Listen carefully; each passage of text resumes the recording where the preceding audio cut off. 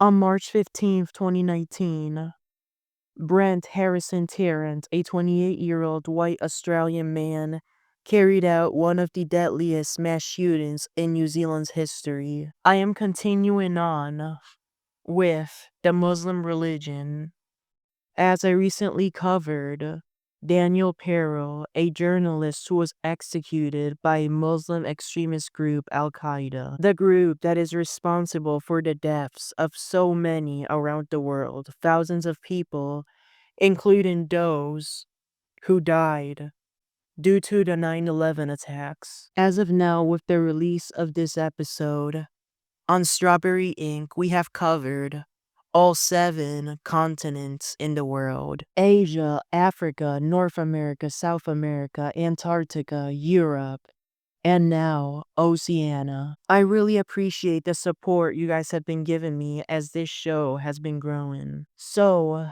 this shooting targeted 2 mosques in Christchurch: the Al Noor Mosque on Deans Avenue in Riccarton, the first mosque established in New Zealand's South Island in 1985, and the Linwood Islamic Center, which opened in early 2018 on Linwood Avenue. Both beautiful buildings. Tarrant grew up in Grafton, New South Wales, attending Grafton High School, and later traveled extensively across multiple countries. He lived in Andersons Bay, Dunedin, after arriving in New Zealand in August 2017, where he settled. He was an active, right-wing, online extremist, participating in many communities and forums. He donated to far-right European groups and trained at a local gun club. He is expected and suspected to have planned the attacks, a process which spanned over 2 years, with Tarrant choosing his targets 3 months in advance. No one close to him expected him to do such a thing. He spent most of his youth around his parents, a polite, blonde kid with long shoulder-length hair, who would go to school and come back home, do his homework, and always did what his mother said. Him growing up to commit a mass shooting was quite unusual to the loved ones. Tarrant conducted surveillance using a drone, online tours, and images of mosques to determine peak prayer times. He purchased 6 firearms: 2 AR-15 rifles, 2 shotguns, 2 other rifles, and over 7,000 rounds of ammunition between 2017 to 2019. Magazines were illegally modified to higher capacities.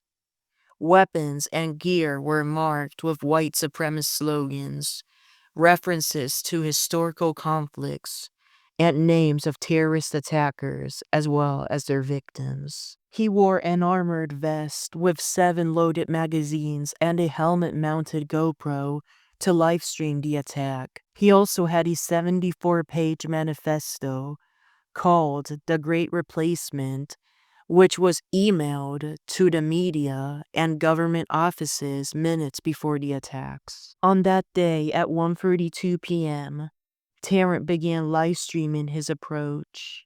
From 1:39 to 1:46 p.m., he arrived at the Al Noor Mosque armed with a Mossberg 930 shotgun and AR-15 rifle. He shot multiple worshippers inside and outside the mosque, killing dozens. From 1:46 to 1:55 p.m., he fled in a car toward the Linwood Islamic Center, shooting at fleeing worshippers. At Linwood, he killed 4 people outside and 3 inside, but was confronted and harassed by a brave worshipper, Abdul Aziz Wahabzada, who disrupted his attack.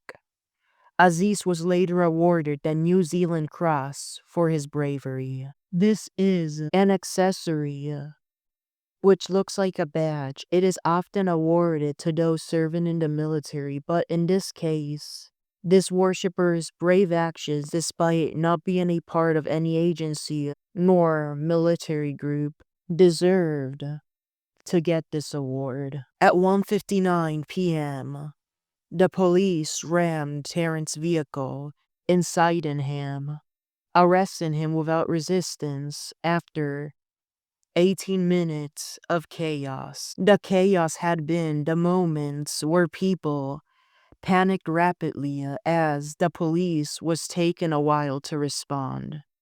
Tarrant was taken to the Christchurch police station where he confessed to the massacre. He was then shortly after remanded into the Auckland prison, New Zealand's max security facility, to await court proceedings. On magazines, a picture went viral of Tarrant as a little boy, his long blonde hair, simple clothing, innocent looking face, often smiling and walking outside barefoot. He was now somebody with a serious look on his face, dark hair which had changed naturally, and a grown man who often wore white supremacist clothing as well as military-styled boots. On March 16, 2019, he had his first court appearance at the Christchurch District Court before Judge Poe Keller. During the hearing, he made a white supremacist hand gesture. The charges were announced. Initially, they were 1 count of murder, but shortly after, Crown Law Office released a public statement once the investigation wrapped up, claiming that the prosecutor, Mark Zarafe, had expanded the charges to 51 counts of murder, 40 counts of attempted murder, and 1 terrorism offense. In the hearing, Tarrant was initially assigned to public defender Shane Tite. However, he would shortly after part ways with the defender and represent himself. That judge remanded Tarrant into pretrial custody without bond, and the case was transferred to the High Court of Christchurch. On March 26, 2020, Tarrant pleaded guilty to all charges, avoiding a full trial due to overwhelming evidence. On August 27, 2020, the Christchurch High Court announced its sentence. Judge Cameron Mander moved forward with a plea deal to avoid Tarrant getting the death penalty.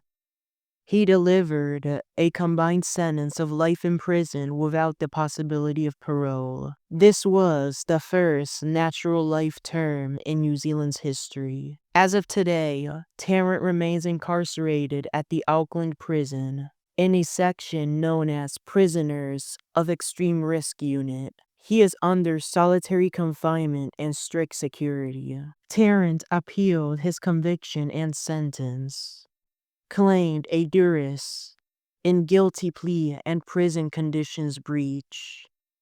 However, he would go on to abandon the appeal in February 2024 due to overwhelming evidence against him.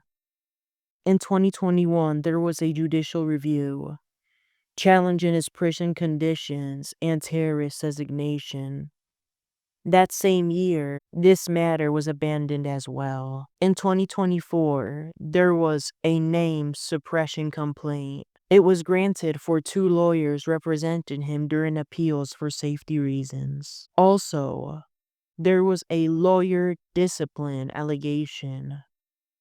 One of the lawyers in the case, Richard Peters, who had been helping out in the investigation, was fined 13,000 New Zealand dollars for discussing the case publicly. The attack spurred New Zealand to tighten gun laws and prompted a global discussion about online radicalization and far-right extremism. So many were tragically killed during this attack.